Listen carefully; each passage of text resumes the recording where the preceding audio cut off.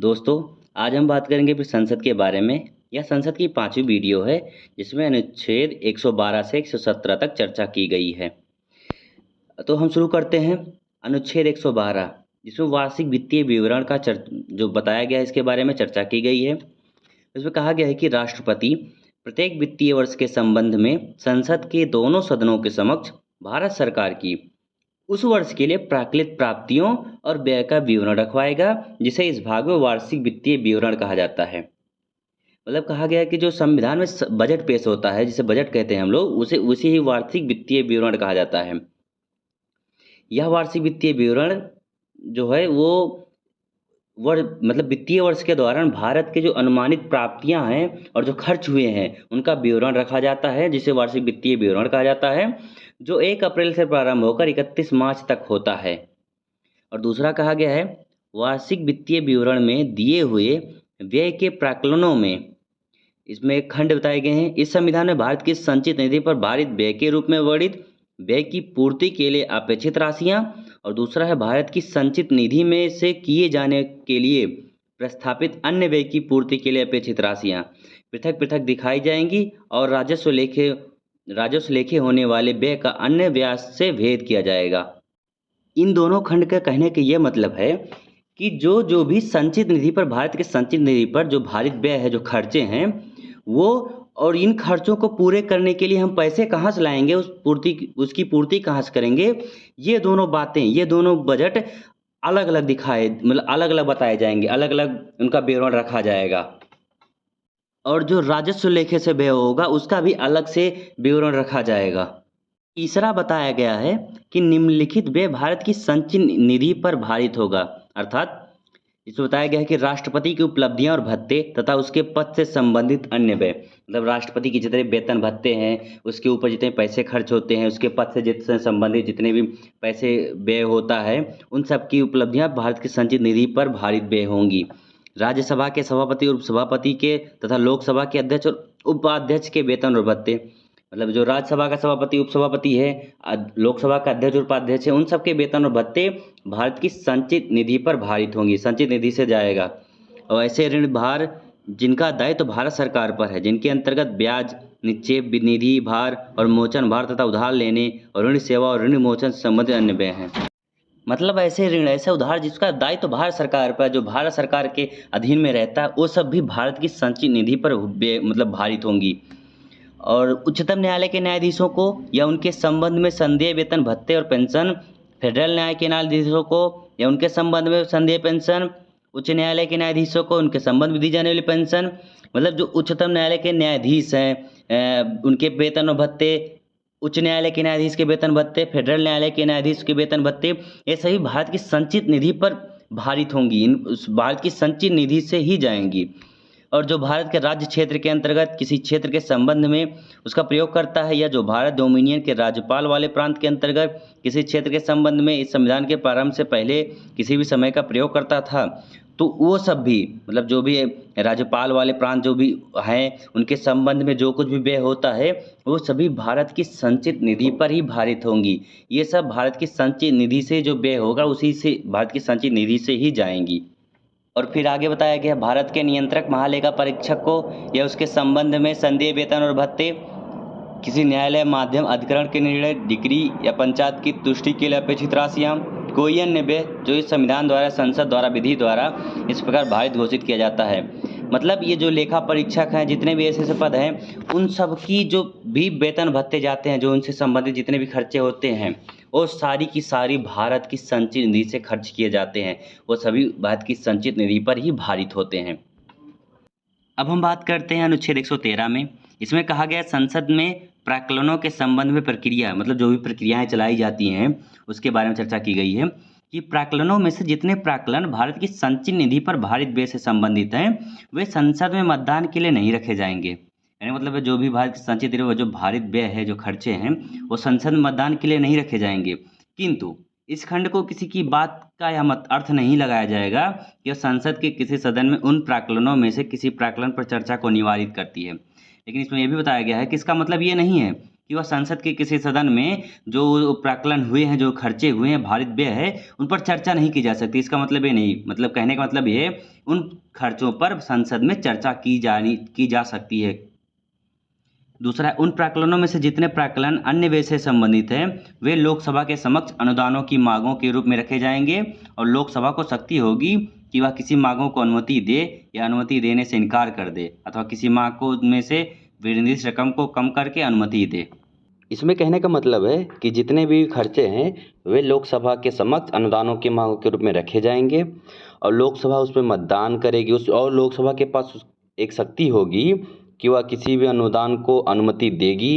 या अनुमति देने से इनकार कर देगी, मतलब मनाही कर देगी, या किसी मांग को उसके निर्दिष्ट रकम को कम करके, मतलब उसमें कटौती प्रस्ताव ला करके उसे फिर अनुमति दे, मतलब उसमें कुछ कम करके अनुमति दे। अब इसमें बात करते हैं कटौती प्रस्ताव की।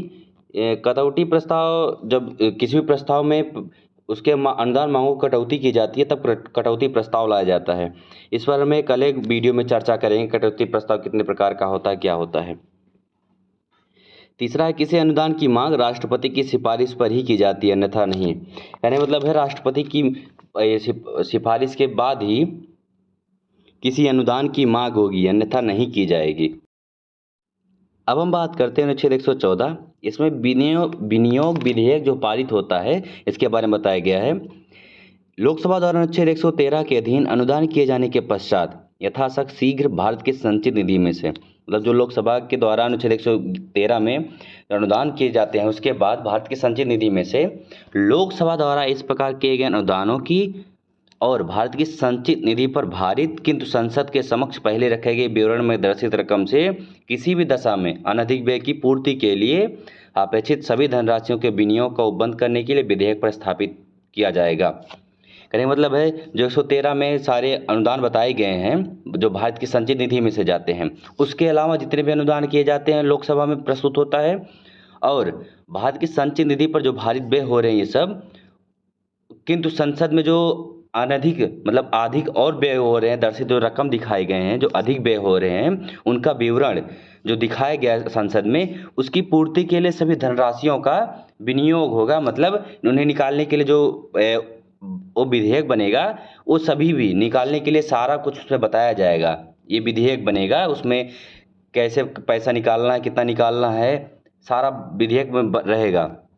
और इसमें दूसरा बताया गया है, इस प्रकार किए गए किसी अनुदान की रकम में परिवर्तन करने या अनुदान के लक्ष्य को बदलने अथवा भारत की संचित निधि पर भारित व्यय की रकम में परिवर्तन करने का प्रभाव रखने वाला कोई संशोधन ऐसे किसी विधेयक में संसद के किसी सदन में प्रस्तापित नहीं किया जाएगा, और पीठासीन व्यक्ति का इसके बारे में विनिश्चय अंतिम होगा कि कोई संशोधन इस खंड के अधीन आग्रह है या नहीं।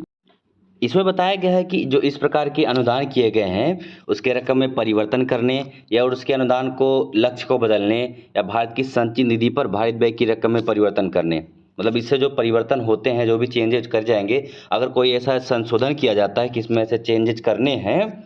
तो उस विधेयक को संसद के किसी सदन में रखा नहीं जाएगा, वो ऐसे ही प्रभावी रहेगा। मतलब वैसे ही हो सकता है, जरूरत नहीं है कि संसद में प्रस्तुत किया जाए किसी सदन में। ये जैसे संशोधन किया जाएगा तैसे यह अनुदान की रकम में परिवर्तित कर दिया जाएगा, और यह पीठासीन जो व्यक्ति है उसका विनिश्चय अंतिम होगा कि संशोधन उस खंड के अधीन मान्य है या नहीं। जो भी लोकसभा पीठासीन व्यक्ति बताएगा वही अंतिम होगा, वही सर्वमान्य होगा। तीसरे पॉइंट में कहा गया है कि अनुच्छेद 115 और अनुच्छेद 116 के उपबंधों के अधीन रहते हुए भारत की संचित निधि में से इस अनुच्छेद के उपबंधों के अनुसार पारित विधि द्वारा किए गए विनियोग के अधीन ही कोई धन निकाला जाएगा, अन्यथा नहीं। मतलब जो 114 में विनियोग विधेयक बताया गया है कि और इस पॉइंट में कहता है अनुच्छेद 115-16 के उपबंध जो है उसके अधीन रहते हुए भारत की संचित निधि में से कोई भी धन निकाला जाता है तो अनुच्छेद 114 में जो विनियोग विधेयक है उसको संसद में प्रस्तुत करके ही कोई भी धन किसी भी स्कीम के अंतर्गत कोई भी धन निकाला जाएगा, विनियोग विधेयक के अधीन रहकर ही, मतलब विनियोग विधेयक पारित करके ही निकाला जाएगा, अन्यथा नहीं निकाल सकता पैसे भारत की संचित निधि में से। अब हम बात करते हैं अनुच्छेद 115 जिसमें अनुपूरक अतिरिक्त अधिक अनुदान की बात की गई है। इसमें यह बताया गया है कि अनुच्छेद 114 के उपबंधों के अनुसार बनाई गई किसी विधि द्वारा किसी विशिष्ट सेवा पर चालू वित्तीय वर्ष के लिए व्यय किए जाने के लिए प्राधिकृत कोई रकम उस वर्ष के प्रयोजनों के लिए अपर्याप्त पाई जाती है। मतलब जब किसी विशेष सेवा हेतु विनियोग अधिनियम जो होता है उससे जो राशि निकाली जाती है वो उस सेवा के प्रयोजनों के लिए चलाई जाती है, उसमें कमी पाई गई कि हमें 100 रुपये खर्च करने थे, लेकिन हमें खर्च करना अब ज़रूरत पड़ रही है 110 रुपये की खर्च करने की उस सेवा के लिए। तब अनुपूरक अनुदान आता है। और उस वर्ष के वार्षिक वित्तीय विवरण में अनुपात ना की गई किसी नई सेवा पर अनुपूरक अतिरिक्त व्यय की चालू वित्तीय वर्ष के दौरान आवश्यकता पैदा हो गई हो। मतलब जब उसी वर्ष जब जो सत्र है वो ख़त्म नहीं हुआ है और हमें किसी सेवा को चलाने के लिए जो हमें निर्धारित पैसा था उससे अधिक की ज़रूरत पड़ गई और हमें पता चल गया कि अभी ज़रूरत पड़ गई, तब अनुपूरक अनुदान की मांग होती है। और बताया गया है किसी वित्तीय वर्ष के दौरान किसी सेवा पर उस वर्ष और उस सेवा के लिए अनुदान की गई रकम से अधिक कोई धन व्यय हो गया हो। मतलब जैसे जब उस वर्ष में जो बजट है उस सेवा के लिए निर्धारित रकम किया गया है लेकिन उससे ज़्यादा रकम व्यय हो जाए, मतलब खर्च भी हो गई उसी साल में, और बाद में पता चला कि हमने 100 रुपये की हमें स्कीम मिली थी, 100 रुपये मतलब उस पर खर्च करें, लेकिन हमने 110 रुपये उस पर खर्च कर दिए इसमें, तब हमें अतिरिक्त अनुदान या अधिक अनुदान की मांग की जाती है। इसमें अनुपूरक अनुदान और अतिरिक्त अधिक अनुदान में डिफरेंस यही है कि अनुपूरक अनुदान का वार्षिक जो खर्चा ज़्यादा होता है वो पहले पता चल जाता है और तब हम मांग करते हैं, और अधिक अनुदान में जो खर्चा होता है हो जाता है खर्चा पहले से ही, इसके बाद हम उसको पूर्ति के लिए जो अनुदान की मांग करते हैं। दोनों में डिफरेंस यही है। तब ये जो दोनों अनुदान हैं ये राष्ट्रपति संसद के दोनों सदनों के समक्ष उस अनुदान को प्रस्तुत करवाएगा, फिर लोकसभा में ऐसे अधिक मांग के लिए उसे प्रस्तुत करवाएगा राष्ट्रपति।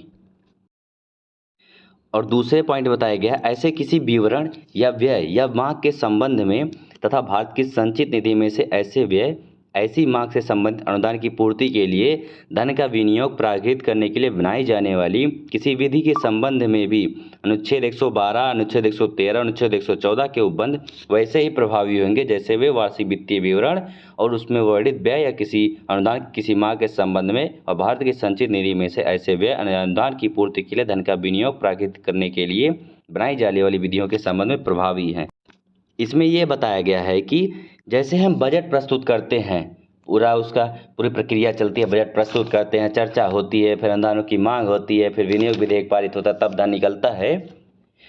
तो इसमें यही बताया गया कि जैसे ये अन्य अनुदान मांगे गए अनुपूरक अतिरिक्त अधिक अनुदान, ये सभी सेम वैसे ही प्रोसेस से आके गुजरेंगे जो ये अनुच्छेद 112, 113, 114 के उपबंध के अधीन रहेंगे, जो प्रभावी हैं वे सभी ऐसे ही प्रोसेस से होकर गुजरेंगे, तब धन का विनियोग प्राकृत मतलब धन का विनियोग होगा, तब पैसे निकलेंगे। ये सेम टू सेम वैसे ही प्रोसेस से होंगे जैसे बजट प्रस्तुत होता है। इसमें यही कहने का मतलब है। अब हम बात करते हैं अनुच्छेद 116 जिसमें लेखानुदान, प्रत्यय अनुदान, अपवाद अनुदान की बात की गई है। इस अध्याय के पूर्वगामी उपबंधों में किसी बात के होते हुए भी लोकसभा को, मतलब जो भी पढ़े हमने, उसके बाद पढ़ते हैं किसी वित्तीय वर्ष के भाग के लिए प्राकृत व्यय के संबंध में कोई अनुदान उस अनुदान के लिए मतदान करने के लिए अनुच्छेद 113 में विहित प्रक्रिया के पूरा होने तक और उस व्यय के संबंध में अनुच्छेद 114 के उपबंधों के अनुसार विधि के पारित होने तक अग्रिम देने की। मतलब जब ये बजट पेश होती है तो इसके पूरी प्रक्रिया चलती है, कभी कभी महीनों, 1.5 महीने, 2 महीने लग जाते हैं। तो उस अग्रिम वर्ष की, मतलब उसको खर्चे को चलाने के लिए जो ज़रूरतें हैं वे सारे पैसे कहाँ से आएंगे, तो उन पैसों को पूरा करने के लिए लेखा अनुदान की प्रस्तुत किया जाता है। जो उन समय के लिए उन समय के लिए जो खर्चे हैं उनके लिए लेखा अनुदान प्रस्तुत किया जाएगा ताकि हमारा जो प्रोसेस है चल सके। नहीं तो जो ये बजट तो पहले पेश होगा, उस पर चर्चा होगी, फिर विनियोग विधेयक पारित होगा, फिर इसमें से तब पैसे निकाले जाएंगे, तो ये प्रोसेस लंबा हो जाता है। तो ये जो विधि पारित होने तक, सारा कंप्लीट होने तक जो भी हमारे खर्चे चलते हैं वे लेखानुदान के से पैसे जो निकाले जाते हैं उसी से चलते हैं। और दूसरा है जब किसी सेवा की महत्ता या उसके अनिश्चित रूप के कारण मांग ऐसे ब्यौरे के साथ वर्णित नहीं की जा सकती है जो वार्षिक वित्तीय विवरण में सामान्यतः दिया जाता है, तब भारत के संपत्ति स्रोतों पर अप्रत्याशित मांग की पूर्ति के लिए अनुदान करने की। इसमें यह बताया गया ऐसा कोई जो अनुदान मतलब जिसमें ऐसा कोई खर्च आ गया, इमरजेंसी आ गई, जिसके बारे में हम ब्यौरा नहीं बता सकते उसको, तो जो वार्षिक वित्तीय विवरण में सामान्यतः दिया जाता है, मतलब उसको ब्यौरा नहीं बता सकते, जैसे वार्षिक वित्तीय विवरण में बताया जाता है, तो उसको उसकी संपत्ति को पूरी करने के लिए एक अनुदान मांग रखी है, जिसे प्रत्यय अनुदान कहा जाता है। और इसे लोकसभा द्वारा कार्यपालिका को दिया गया ब्लैंक चेक भी कहा जाता है। इसमें खंड ग बताया गया है, किसी वित्तीय वर्ष की चालू सेवा का जो अनुदान भाग नहीं है, ऐसा कोई अपवाद अनुदान करने की शक्ति होगी, और जिन प्रयोजनों के लिए उक्त अनुदान किए गए हैं उनके लिए भारत के संचित निधि से धन निकालना विधि द्वारा प्राधिकृत करने की संसद को शक्ति होगी। मतलब जैसे कभी कभी ऐसा कोई विशेष प्रयोजन आ जाए, विशेष स्कीम आ जाए, उसके लिए मंजूरी जो दिया जाता है वो अपवादानुदान होता है। यह वर्तमान वित्तीय वर्ष या सेवा से संबंधित नहीं होता है, यह अपवाद स्वरूप ही माना जाता है, इसलिए इसे अपवाद अनुदान कहा गया है, जिनके लिए इस अनुदान की व्यवस्था की गई है। और जो भारत की संचित निधि से जो धन निकाला जाता है, संसद की मंजूरी के बाद ही निकाला जाता है, जिसमें संसद से विधि पारित की जाती है, तब यह धन निकाला जाता है। और दूसरे में कहा गया, खंड 1 के अधीन किए जाने वाले किसी अनुदान और उस खंड के अधीन बनाई जाने वाली किसी विधि के संबंध में अनुच्छेद 113 और अनुच्छेद 114 के उपबंध वैसे ही प्रभावी होंगे जैसे वे वार्षिक वित्तीय विवरण में वर्णित किसी व्यय के बारे में कोई अनुदान करने के संबंध में और भारत की संचित निधि में ऐसे व्यय की पूर्ति के लिए धन का विनियोग प्राधिकृत करने के लिए बनाई जाने वाली विधि के संबंध में प्रभावित होगी। फिर इसमें बताया गया है, ऐसे कोई अनुदान जब उसकी मांग होती है वे वैसे ही प्रस्तुत होते हैं जैसे बजट प्रस्तुत किया जाता है, वार्षिक वित्तीय विवरण प्रस्तुत किया जाता है, उसमें चर्चा होती है, मतदान होते हैं, कटौती अगर करनी होगी तो कटौती की जाती है, तब विधेयक पारित होता है, विनियोग विधेयक होता है, तब पैसे निकाले जाते हैं। मतलब पूरी प्रोसेस वैसे ही की जाएगी। और जो मतलब कहने का मतलब है, जो वार्षिक वित्तीय विवरण पर जैसे जैसे नियम बनाए गए हैं वैसे वैसे ही नियम कानून उस पर भी लागू होंगे, जो अन्य अनुदान मांगे गए हैं, जो अन्य अनुदान किए गए हैं। अब हम पढ़ते हैं अनुच्छेद 117, जिसमें वित्त विधेयकों के बारे में विशेष उपबंध बताए गए, मतलब वित्त विधेयक के बारे में बताया गया है। साधारणतः वित्त विधेयक उस विधेयक को कहते हैं जो वित्तीय मामलों जैसे राजस्व या व्यय से संबंधित होता है, उसे हम वित्त विधेयक कहते हैं। लेकिन इसमें बताया गया अनुच्छेद 110 के खंड 1 के उपखंड का से चा, जो 110 में बताए गए हैं सारे, उसमें विनिर्दिष्ट उसके जैसे किसी विषय के लिए उपबंध करने वाला विधेयक या संशोधन राष्ट्रपति की सिफारिश से ही पुरस्तावित या प्रस्तावित किया जाएगा, अन्यथा नहीं। और ऐसा उपबंध करने वाला विधेयक राज्यसभा में प्रस्तावित नहीं किया जाएगा। मतलब जो भी ऐसे विधेयक हैं जो वित्त विधेयक है, उस या उसमें संशोधन जो होता है राष्ट्रपति की सिफारिश से ही प्रस्तुत किया जाएगा। और जो ये प्रस्तुत किया राष्ट्रपति के बिना सिफारिश के प्रस्तुत नहीं किया जाएगा। और ऐसा जो उपबंध प्रस्तुत होता है वो राज्यसभा में पहले प्रस्तुत नहीं होता है, जैसे धन विधेयक था वैसे ही वित्त विधेयक ही है। तो धन विधेयक या वित्त विधेयक जो लोकसभा में पहले प्रस्तुत किया जाता है, इसके बाद राज्यसभा में जाता है। परंतु किसी कर के घटाने या उत्साधन के लिए उपखंड करने वाले किसी संशोधन के प्रस्ताव के लिए इस खंड के अधीन सिफारिश की अपेक्षा नहीं होगी। मतलब जो भी कर को घटाना होगा, उत्साधन करना होगा, कम करना होगा, उसके लिए सिफारिश करने की कोई उपबंध नहीं बनाया गया, मतलब सिफारिश कर ही नहीं सकते। कोई विधेयक या संशोधन उक्त विषयों में से किसी के लिए उपबंध करने वाला केवल इस कारण सही नहीं, इसका सही नहीं मतलब यहाँ नहीं है, ये मिसप्रिंट हो गया है,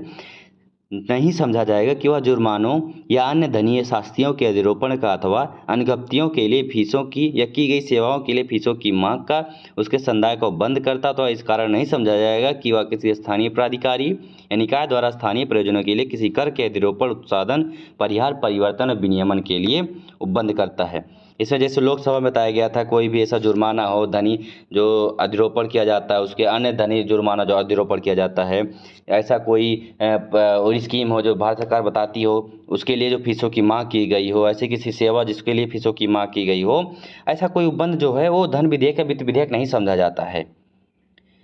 जैसे लोकसभा में बताया गया वैसे वित्त विधेयक के लिए भी बताया गया है कि ऐसा कोई कर, ऐसा कोई निकाय संस्थान जो है किसी कर के अधिरोपण का कोई कर अधिरोपित करते हैं, उसमें परिवर्तन करती है, अलग अलग नियम बनाती है, तो धन विधेयक या वित्त विधेयक नहीं समझा जाएगा उसे। और तीसरा बताया गया, जिस विधेयक को अधिनियमित और परिवर्तित किए जाने पर भारत की संचित निधि में से व्यय करना पड़ेगा, वह विधेयक संसद की किसी सदन द्वारा तब तक पारित नहीं किया जाएगा जब तक ऐसे विधेयक को विचार करने के लिए उस सदन से राष्ट्रपति ने सिफारिश नहीं की हो। मतलब ये बताया गया जो ऐसे विधेयक को नियमित और परिवर्तित किए जाते हैं, जो भारत संसदीय निधि पर व्यय करना पड़ता है, वो संसद तब तक नहीं पारित समझा जब तक राष्ट्रपति द्वारा सिफारिश नहीं की। सिफारिश करने का मतलब राष्ट्रपति साइन कर देगा। एक बार अगर राष्ट्रपति ने प्रस्तुत किया है, उसने सिफारिश कर दी कि हाँ पेश किया जाए, तो